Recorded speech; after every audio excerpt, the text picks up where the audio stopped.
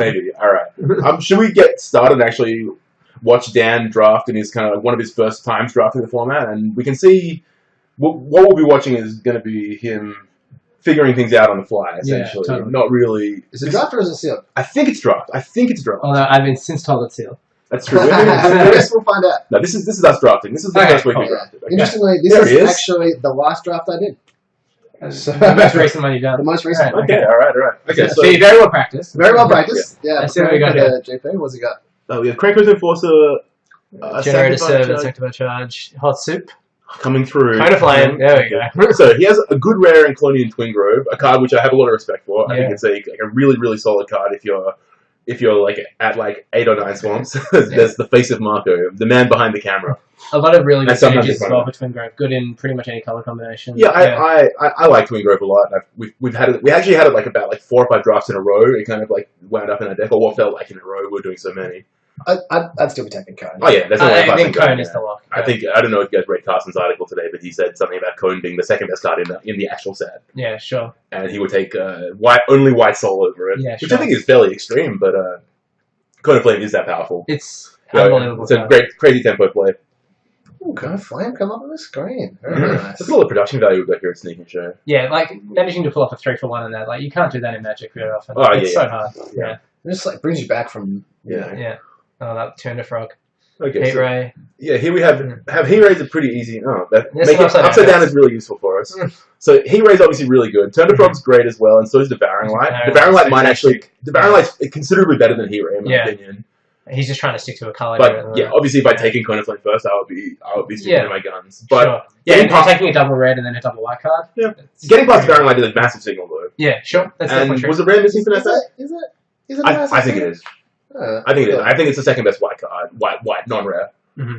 So I think it's worse than Triplicate Spirits, but not by much. And I think that it's better than any other uncommon or common. I noticed you went straight past Forge Devil here. I actually like Forge Devil. Forge Devil's fantastic. Yeah, Forge Devil's an unassuming. Was it Forge Devil or is it Torchbane? Yeah. Torchbane is worse than Forge Devil.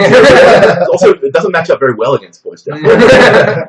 So Dan's kind of pulled Encrust, Glacial Crusher, or Crasher, Incurse Spirit, and a Restless Swiftwater to the front. Not really paying much attention to Divination here. I think the Spirit's the best. I think Incurse Spirit's the best card, and Red Black's a really good color combination. Dan might be looking at... Well, he's looking at Glacial Crasher. Interesting that he takes Glacial Crasher over Divination. Very interesting. And Encrust. I think both Divination and Encrust are better than Glacial Crasher. Yeah, the Glacial Crasher seems like the worst of those I didn't like it at all. My inclination is to think that Dan is trying to figure out whether or not Blue-Red is a thing and whether Glacial Crasher is good in Blue-Red. And I think it is good in Blue-Red. Like, if my Blue-Red decks would generally play 1, unless they were insanely good. Like, it's a fine way to close the game out in Blue-Red. Yeah, you still play it, but just, I don't know if it's that high. Oh yeah, I'm not jumping what's this card that he's got at the top? Red Paragon. Yeah. Oh, okay. Yeah, Paragon of Fierce Defiance.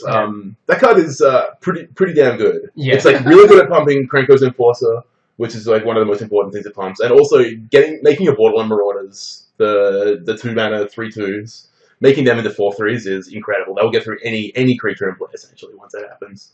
This one we've got Festival. Festival and White Paragon.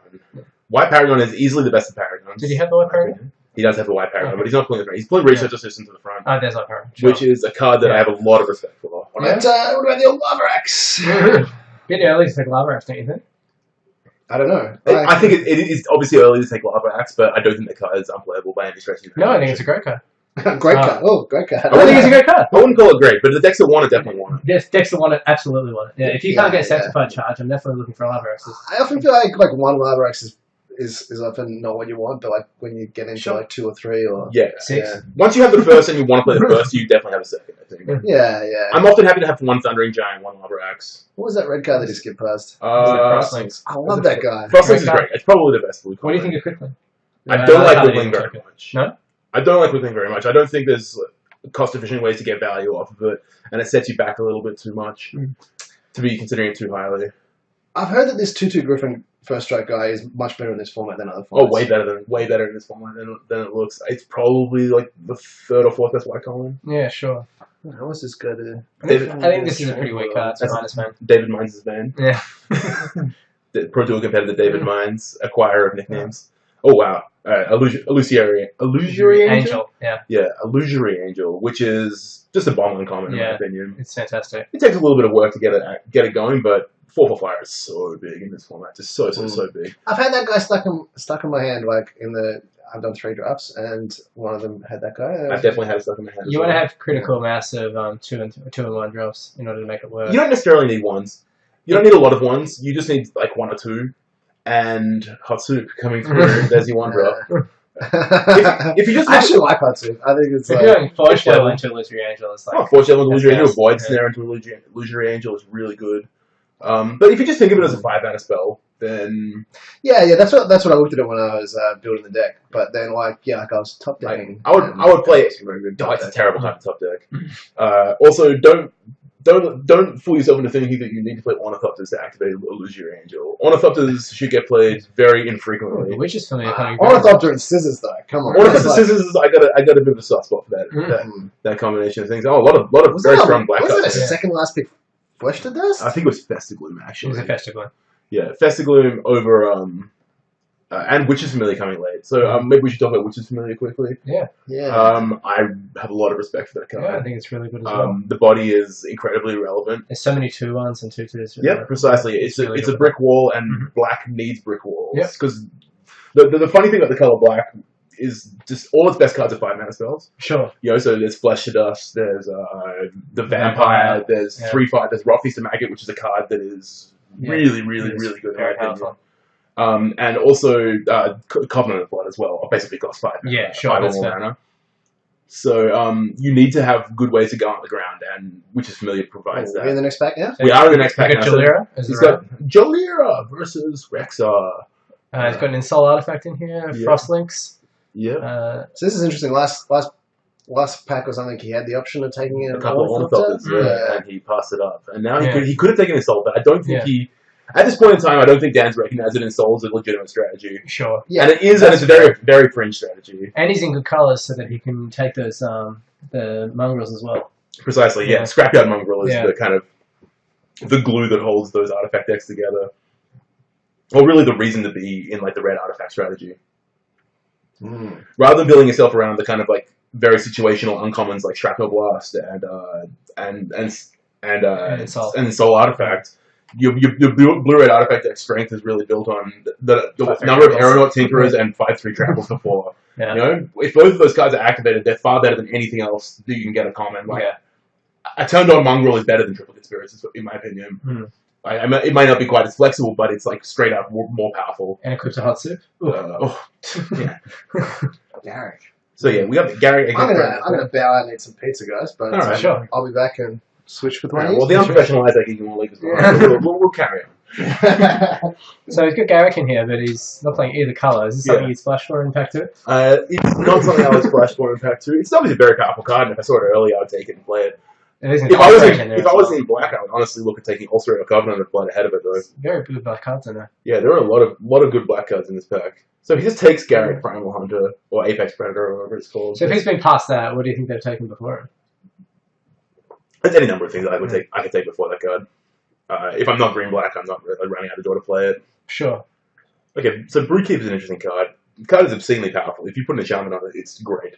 Absolutely great. How many enchantments are you looking to play if you're playing Brewkeeper?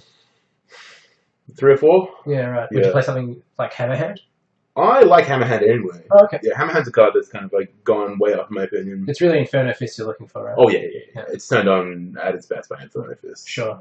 Yeah. Are there any other red auras? We're not finished. Red Auras, I don't believe Maybe in the so. shop. Yeah, there's a couple in each. Oh, Burning Anger. That's the other one. Yeah. Burning Anger. They're rare. Oh, the red. Oh, the red's Can't smoke obviously. its name. Very good. Yes, that words. Here's that 4/3 for 4. You mean Borderland Minotaur? No. Oh no, this is our friend from Theros. Yeah, is it a 4? Yeah, of course. Yeah. Yeah, so that's like a rare with like a strange triggered ability, which triggers on artifact activating. I've only ever done once in that Tyrants. Oh, Tyrant's Machine. Yeah. I kind of like Tyrant's Machine. Works alright. Yeah. So here we see Here's a vampire. not very many options for Dan here. Yeah, He might be thinking about trying to get into black here because now. it's obviously Yeah. flowing, and he's been passed. He's got some very good Yeah. black cards late, and he's Yeah. got the And he seems Garrick as well. he values Shadowcloak Vampire very highly, which I don't think is unreasonable. I think my pick order for Rotfeaster Maggot versus Shadowcloak Vampire flips depending on what my deck's trying to do. Sure. If my deck is defensive, I really want Rotfeaster Maggot more. But if my deck is like red black aggro, then I'll definitely take I'll definitely be taking whatever the 4/3 flyer Vampires. is. Yeah. I feel like more decks want the Maggot now. People are taking that a lot higher. So Yeah, I think yeah, they don't agreed. come as Agreed. I think people are kind of are sleeping a little bit on Shadowcloak Vampire. It's a very good card. It's a very good card, but it's 3/5. I just love blocking so Oh much. yeah, It's so an Inferno Fist the other day, Yeah, which is great. a great pickup, especially since he took that Broodkeeper. Also interesting that he passed Foundry Armament or Sacred Foundry or Sacred Armament. You like Sacred that? Armament. I think it's good. I think it is good, and it's really good in the blue-red decks. The blue-red decks obviously need a bunch of artifacts to Yeah. enable something. their most powerful commons, and it's got the best kind of incidental value. Mhm. Yeah, it can really help your your worst creatures push through board stalls. Mm-hmm. He's wheeled in Soul Artifact. I wonder if he's going to consider taking it. Is it he saw Jalira earlier as well. This It's is his first pack. there's another pack 2 picks before this. Oh, There's really? actually 2 Jaliras in this round. Oh, well, that's useful information, essentially. I'm not sure I'm ever playing the format.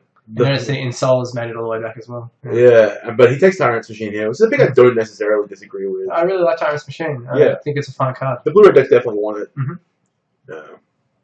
So here he's probably just going to take Hammerhand because he's got the Dragon Broodkeeper. Mhm. And here, wow, Green Paragon very late. I would probably just hate it, but he's taking Wall of Fire in case he needs to You might actually defensive. play it. Yeah. Yeah, you could definitely make an argument for playing Wall of Yeah. Fire. What's And one without a second? That's true. They definitely come in pairs. Wolfie will probably Yeah, might as well. tell you at the time that I went turn 2 Ball Run Marauder, turn 3 Wall of Fire against him. Oh, really? It was one of the sweeter curves of my life. Did I mention that deck had 2 red souls in it? Oh, very good.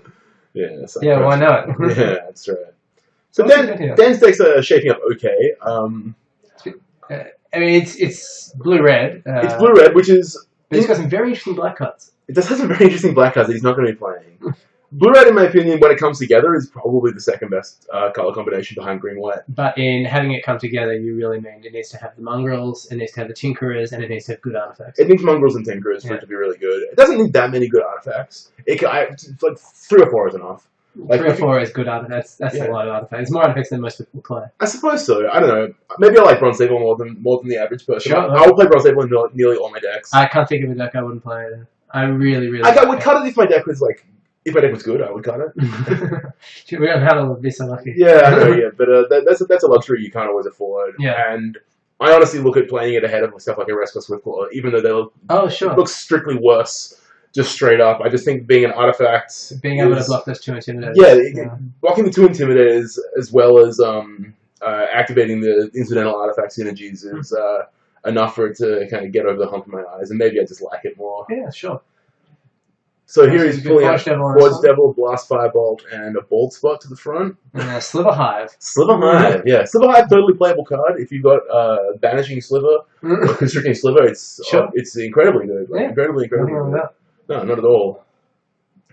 So then reading might makes right, which is exactly what you need to do, and Yeah. then you'll soon And realize then that you'll it's pass by. unplayable. Yeah.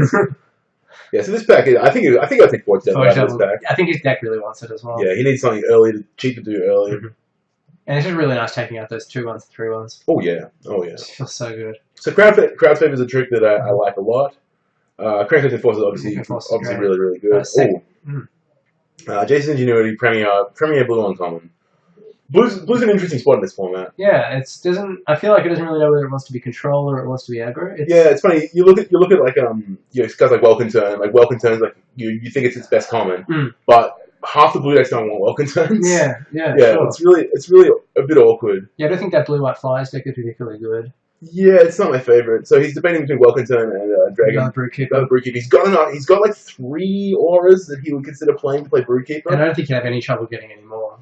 No, he can definitely pick up another. Maybe get another Inferno Fist. Maybe he'll get another Hammerhand. Those 3 Hammerhands a lot, considering he has 0 Borderland Marauders.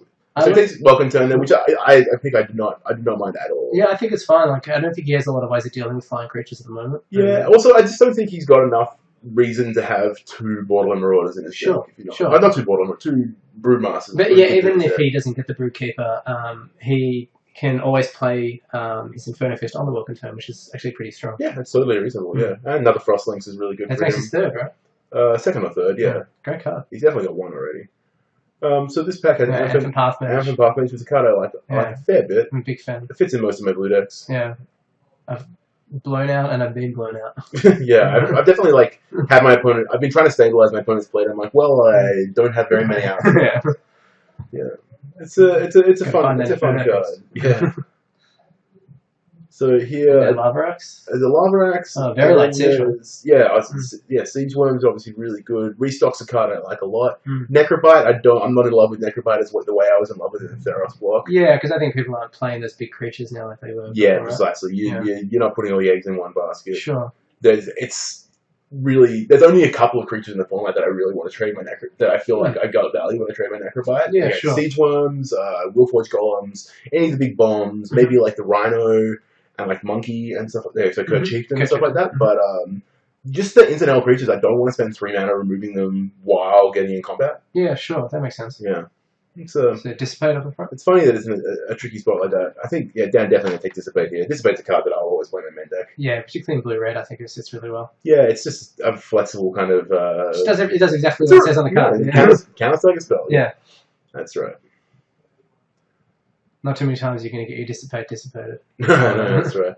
So here's Void Snare. Void Snare's a card that has gone down in my... Interesting, because it's gone up in mine. Because I didn't rate it at all, because I don't like sorcery bounce. But, no, I don't really care about instant or sorcery speed on my bounce. Like, I generally like bounce spells, but I haven't really found many situations where I'm playing this. I played in blue-red a lot. Sure. But I don't... You're not playing in blue-black? It often finds... No, I definitely don't play it in my control decks. Unless my control decks have lots of copies of Divination. Sure. I find myself... It finds its way out of my deck. It's kind of like card 24 a lot of the time. Yeah, sure. It just makes its way out. Yeah, I can see that. Again, it speaks to the quality of the creatures in the format. There's not very many things that you gain in such a massive... You actually get a significant advantage making that tempo play early on. There's only a handful of creatures that I really want to bounce early. Like, Borderland Marauder is one of them, and... Apart from that, everything's just like a 2-power 3-mana spell. Yeah, sure. So... Just trading the card for 2 life and maybe a bit of mana isn't really where I want to find myself. Oh wow, he just tabled with Broodkeeper, so that's obviously making its way into his deck. Very good. He's very happy with that one. Really happy with that. You can see him folding his arms with satisfaction. And showing everybody. He's actually showing it to me one time. So I'm sitting 2 seats to his 2 seats to his left in this. He also got past a Sanctified Charge in like 4-fast pick as well. Yeah, so obviously this is like one of the first drafts that we did of this format. Sure. It was kind of our preparation. Right. And so our evaluations here as another hammer hand for his deck goes with Double Broodkeeper quite nicely. Yeah. Yeah, our evaluation shifted a lot. Yeah, sure. He's put an okay deck together here for something so early in the format. Yeah, and I mean, I don't want to spoil anything, but he definitely went 3-0. Yeah, he beat me in the finals. And he gets Crucible on Fire, which is actually playable. Yeah, great combo with his double. Yeah, double. Don't play Crucible. Never, ever. Yeah. So let's have a look here. Yeah. So looking at this deck, laying it out, he's definitely got a lot of top end, a bit more than I would genuinely want going forward. More than I would want at this point in time, now that knowing what I know. Okay, so just quickly explaining what Dan's process is here. He's obviously laying his deck out by mana curve, so he's putting all his 2 mana spells next to his 3 mana spells, 4 mana spells, 5 mana spells. This is a really good way of finding out, getting a feel for like how many things you have that cost this amount of mana, because it's really important not to wind up with too many 4 mana spells or too many 5 mana spells, and sometimes even too many 3 mana spells, because it limits the number of spells you can play in one turn, and using your mana efficiently is really important. Yeah, it's a good way to stay in the game. I think particularly in this format as well, you really want to be playing a spell on turn 2, 3, 4. Like I have there's like a bare minimum number of like 2s that I need in my deck. Sure, I want 5 2s. But there are some very powerful 2s. Oh, there are some very, very powerful 2s. And Dan doesn't have any of the premier 2s. No. He has Welcome Turn and Inferno Fist, but Inferno Fist is not a real 2. No, because you need to have a 1. You definitely have to have a 1. Yeah. And although he has got the Forge Devil, I'm not playing Inferno Fist on my Forge Devil. I'm not always. No, sometimes I will. Sure, I'll try anything once. Yeah, that's right. So here he's kind of probably debating where he wants to put his Illusory Angel, and he's probably going to put it in this 5 slot. Oh, what a brave man! He's putting it in this 3. Yeah. So Forge Devil's coming out here. What he's also doing is separating his creatures from his spells. That's also a nice way of knowing. You can definitely get a deceptive look at your mana curve by putting your spells and creatures together. Sometimes you go, oh look, I've got a way too many 3s and 4s, but when a lot of them are spells, they don't necessarily have to be. You don't necessarily have to think of them as things that you're playing on turn 3. Yeah, sure. You know, cards like Divination, they might clog your. You might think they're like clogging up your 3s, but really, you can play them on 5, and they'd be good. You can play them when you can play them to draw into your 5th land and make you play your land and play it too. Yeah, you can play them anytime. That's very effective. Yeah. Yeah, and same goes for 2s. It's actually predominantly a problem with 2s when you look at your deck and you're like, oh, I've got enough 2s, but a lot of them are spells. They're like they appeal from reality and stuff. Things that are definitely not 2 mana players. I can't imagine ever playing a lot of those spells on turn 2. And let's have 4 1 play. Yeah, that's right. Yeah. So Dan I think he's debating whether he wants to play Illusory Angel, and the Dissipate. Knowing what we know now, I think I would definitely find a way to play it. It's one of the more powerful cards in the format, and when we're in Portland, we're talking a lot about reasons to be blue. And Ty and Chester, who I was doing a lot of preparation with, were very adamant that they wanted to avoid blue at all costs. And I don't fault them for that, but I try to assemble a list of things that they would be blue for. Yeah. And a lot of the time, Illusory Angel was one of the cards that I was insistent that they be blue for. Mm-hmm. They should see that card as a reason to be blue. They weren't as on board with me as I think they probably should have. But the card's very, very powerful. I think particularly in draft, people are really overlooking it at the moment. I think it's a lot deeper than everyone's giving it credit for. It's certainly deep. Yeah. It also has a lot of garbage commons. Definitely true. You often find yourself in blue because you open a good uncommon. I think that's fair. You have like Jason's Ingenuity, or you find your way into like, you wind up taking a Welcome to Another Week pack and someone passes you blue Paragon. You're like, okay, sweet, I've got direction. Yeah, or you're lucky enough to get a blue soul. Or You open something that forces you into it, and people are like not finding their way in there through the commons necessarily. And I actually spent the last 2 days before the Pro Tour trying to get myself into blue more often, just to find out how it would be. And I wound up there in the second draft at the Pro Tour, and I drafted blue red, and my deck was really good. And it was a triple Aeronaut Tinker, double Scrapyard Mongrel, and I feel like my preparation paid off in that respect. Neither of which Dan's got here. Just so he doesn't have any of the cards that I would consider critical ingredients for my sweet blue-red decks, except for Jason's Ingenuity, Cone of Flame, which genuine reason to be in those colors. Yeah. So Dan's deck is a bit more clunky than we're expecting in this one, than I would expect him to draft a deck now, knowing what he knows now. But for a first try, he's definitely got some. He's definitely shown reasonable evaluation. Identified prospects. His skills are obviously very good. Yeah. He's not. There was no massive blunders there. No, I don't think so. What I think shaped his draft is him taking Glacial Crasher over other cards. I think he took Glacial Crasher to try and find out if the card is good or not. Sure. And he'll quickly find that it's not a reason to be blue-red. No, that's exactly right. It is a card that I will bring in if I'm blue and my opponent has mountains, and it's a card that I'll start if I'm blue and red, but I'm not going out of my way to play it. No, and I would really need to not have much of a top end as well. I'd probably play it over Miner's Bane and blue red. I would definitely play it over Miner's Bane. Yeah. I actually boarded Miner's Banes in a bunch at the Grand Prix.